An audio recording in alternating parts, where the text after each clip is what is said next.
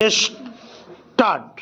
महोदय, विगत 2 वर्षों में देश में और देश के बाहर अनेक उल्लेखनीय घटनाएं हुई हैं। अपनी आंतरिक आर्थिक स्थिति में हमें कठिन परिस्थितियों का सामना करना पड़ा है।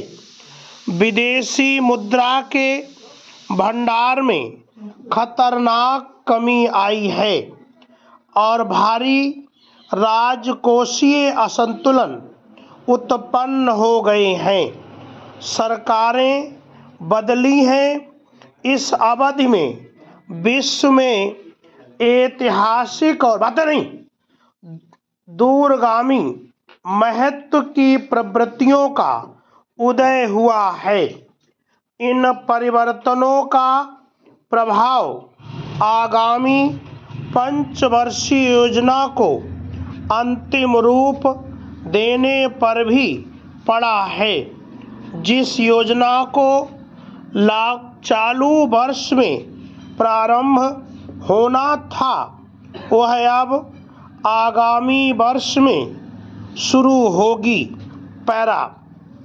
अर्थव्यवस्था को पुनः सशक्त बनाने के लिए हमने अनेक नीतिगत उपाय किए हैं।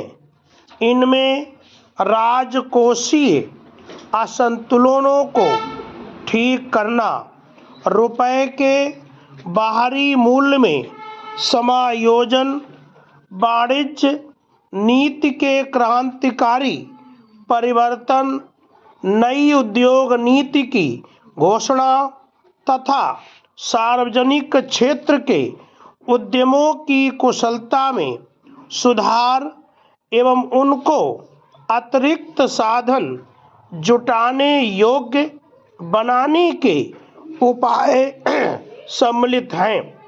हमें विश्वास है कि उन उपायों का अर्थव्यवस्था पर उल्लेखनीय प्रभाव पड़ेगा। यद्यपि इस प्रभाव के परिलक्षित होने में कुछ समय लग सकता है। इन नीतिगत उपायों का सरकार की प्राथमिकताओं और कार्यक्रमों पर भी प्रभाव पड़ेगा। इस दृष्टि से आगामी पंचवर्षीय योजनाओं को तैयार करने के लिए पहले से किए गए कार्य पर पुनर्विचार और योजना को नए सिरे से तैयार करना आवश्यक हो गया है। मुझे हर्ष है कि योजना आयोग ने बृहद आर्थिक दिशा पत्र समय से तैयार कर लिया है और यह आपके सामने है। इसमें विकास की आवश्यकताओं एवं वर्तमान आर्थिक स्थिति से उत्पन्न विवशताओं का पूरी तरह ध्यान रखा गया है। पैरा। आगामी वर्षों में मेरी कल्पना के अनुसार निर्धनता लगभग पूर्णतः मिटा दी जाएगी और लगभग सभी को रोजगार मिलने की स्थिति होगी।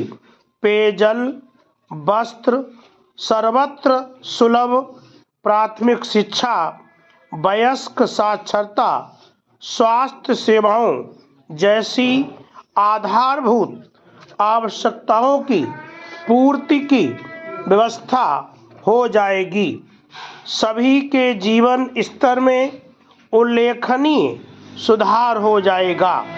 महिलाओं का समानता का दर्जा होगा। औसत जीवन आयु बढ़कर 60 वर्ष से अधिक हो जाएगी एवं शिशु मृत्यु दर में भारी कमी आएगी। आज हमारा सबसे पहला लक्ष्य रोजगार के पर्याप्त अवसर जुटाना है। निर्धनता उन्मूलन के लिए यह पहली शर्त है। स्टॉप।